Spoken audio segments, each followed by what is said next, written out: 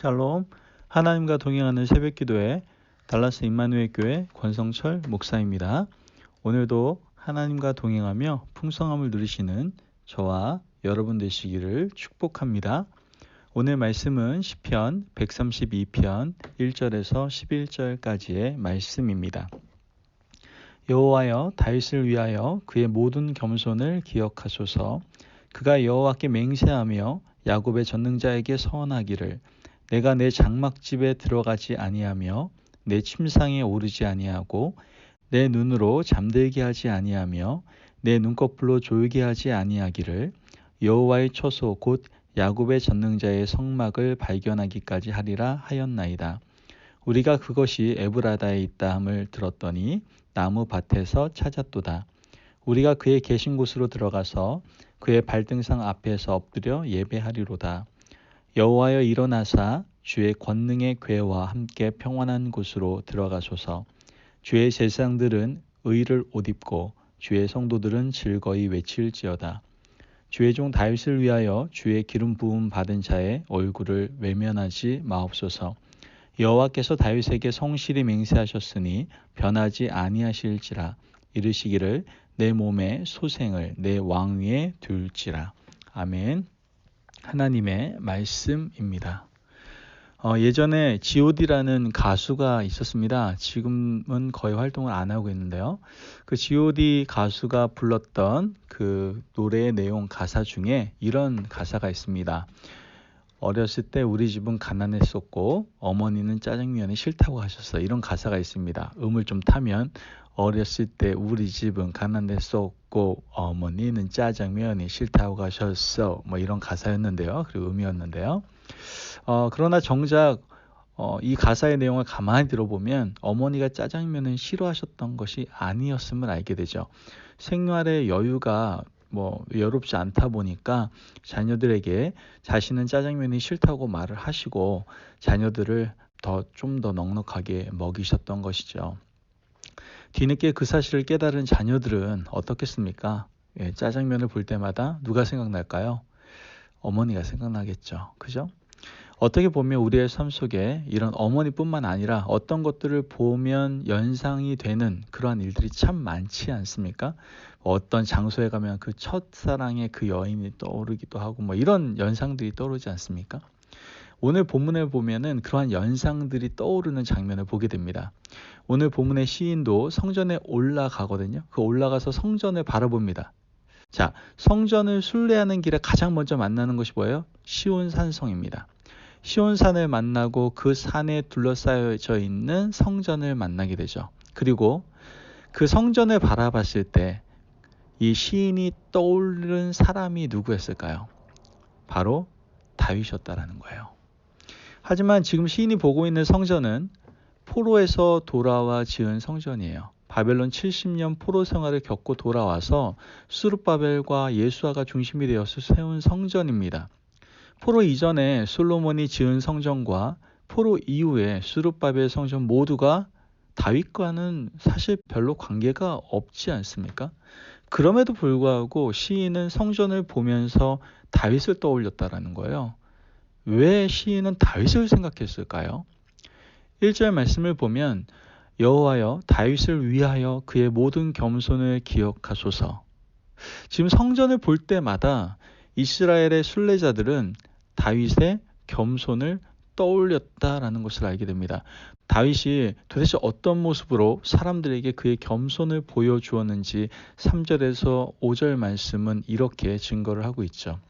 내가 내 장막에 들어가지 아니하며 내 침상에 오르지 아니하고 내 눈으로 잠들게 하지 아니하며 내 눈꺼풀로 졸게 하지 아니하기를, 여호와의 처소 곧 야곱의 전능자의 성막을 발견하기까지 하리라 하였나이다.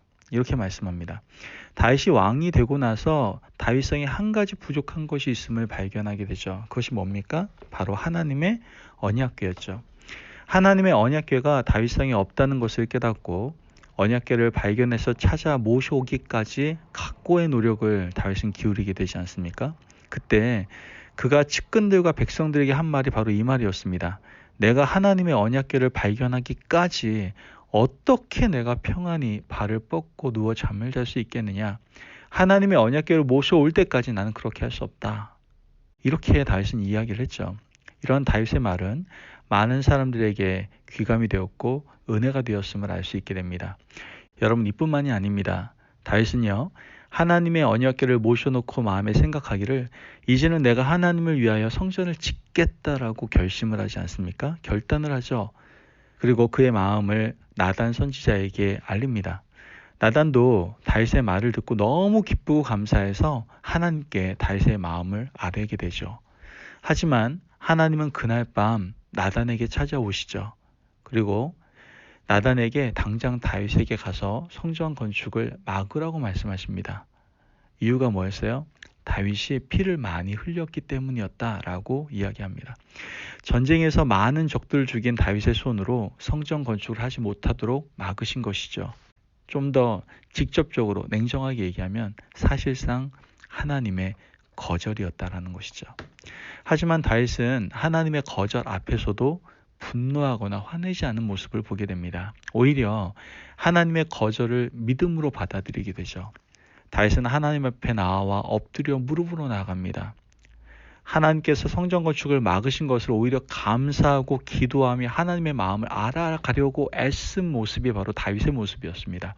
이런 겸손한 모습을 보여준 다윗에게 하나님께서는 앞으로 내 몸에서 날 자손들이 왕위를 이어갈 것이라고 약속을 해주시는 것이죠. 이른바 다윗 약속입니다.